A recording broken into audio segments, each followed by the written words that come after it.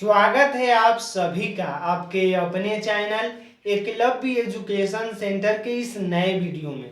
दोस्तों, आज के इस वीडियो में हम यह जानने का प्रयास करेंगे कि भिंडी के फसल में कौन कौन से रोग लगते हैं और इसको समय रहते ठीक कैसे किया जा सकता है, अर्थात हम कौन कौन से कीटनाशक दवाओं का छिड़काव करें जिससे जो हमारा भिंडी का फसल है रोगों से मुक्त हो सके। और इसके साथ साथ यह भी जानने का प्रयास करेंगे कि भिंडी के कौन से हाइब्रिड वेराइटी का चयन करें जो हमें ज़्यादा से ज़्यादा पैदावार देने में समर्थ हो सके।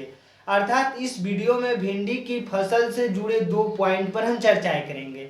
उसमें सबसे पहला है कि भिंडी में लगने वाले रोग और उनका निवारण, और उसके साथ साथ दूसरा है कि भिंडी के कौन से हाइब्रिड वेराइटी का चयन करें।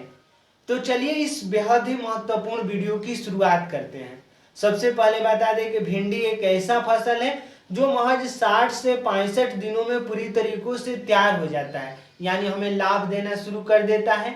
तो आइए समझते हैं कि आखिर भिंडी में कौन कौन से रोग लग जाते हैं जिसके कारण जो हमारा भिंडी का फसल है पूरी तरीकों से नष्ट हो जाता है, अर्थात उनको समय रहते कैसे ठीक किया जा सकता है।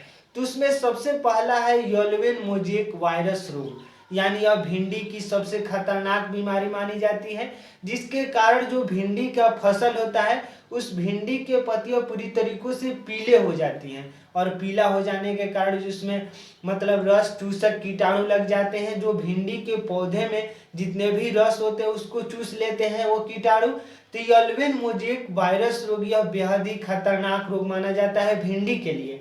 और इसकी निवारण की जब बातें करते हैं तो इसको मतलब इस रोग से छुटकारा पाने के लिए आप इसे टामीप्रिंड यानी इसे टामीप्रिंड अगर आप छिड़काव कर देते हैं तो निश्चित तौर पर येलोवेन मोज़ेक वायरस रोग से आप लाभ प्राप्त कर सकते हैं, यानी इससे आप छुटकारा प्राप्त कर सकते हैं। और इसके साथ साथ दूसरा है डाईफेथीयूरान, यानी डाईफेथीयूरान का भी छिड़काव कर देते हैं तो निश्चित तौर पर येलोवेन मोज़ेक वायरस जैसे रोगों पर आप नियंत्रण प्राप्त कर सकते हैं। यानी इसके लिए यानी येलोवेन मोज़ेक विषाणु वायरस रोग के लिए यानी येलोवेन मोज़ेक वायरस रोग के अगर रोकथाम के लिए इसमें आपके सामने 2 ऑप्शंस मौजूद हैं। पहला है इसेटामिप्रिंड और दूसरा है डाईफेथीयूरान। अगर इनका छिड़काव कर देते हैं तो निश्चित तौर पर आप इसे नियंत्रण कर पाएंगे। और दूसरा रोग होता है भिंडी में लीफ कर्ल वायरस, यानी भिंडी में लीफ कर्ल वायरस एक रोग होता है, और यह जैसे ही अगर आपके भिंडी के फसल में लग जाएंगे तो निश्चित तौर पर जो भिंडी की फसल है वो सिकुड़ जाएंगी, यानी जो भिंडी का पत्तियां है पूरी तरीकों से सिकुड़ जाएंगी, जिससे जो हमारा भिंडी का फसल है अच्छे तरीकों से फोटोसिंथेसिस की प्रक्रियाओं को नहीं कर पाएगा, और जिससे जो हमारा भिंडी का फसल है अच्छे तरीकों से ग्रोथ नहीं कर पाएगा और ज़्यादा से ज़्यादा उसमें फल फूल नहीं लग पाएंगे।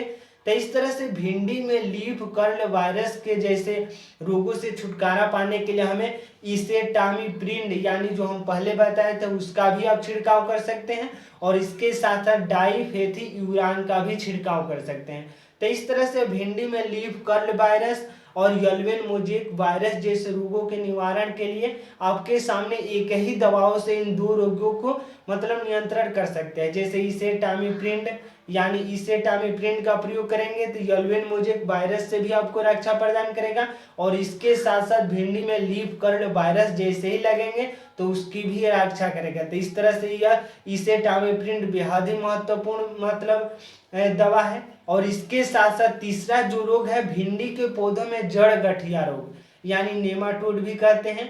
तो भिंडी के पौधों में जैसे ही जड़ गठिया रोग अगर लग जाएंगे तो निश्चित तौर पर जो भिंडी का पौधा है उसके जो जड़ है वो एकजुट हो जाएंगे, यानी पूरी तरीकों से उसमें गठिया हो जाएंगे, और वह जो भिंडी का पौधा है अच्छे तरीकों से ग्रोथ नहीं कर पाएगा।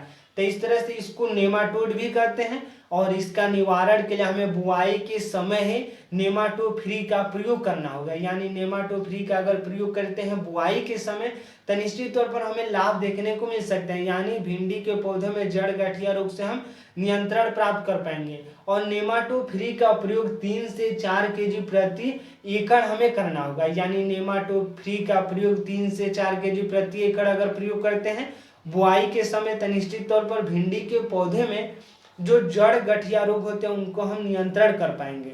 और इसके साथ साथ अब आइए समझते हैं कि भिंडी के कौन से हाइब्रिड वेराइटी का चयन करें जो हमें ज़्यादा से ज़्यादा लाभ दे सके।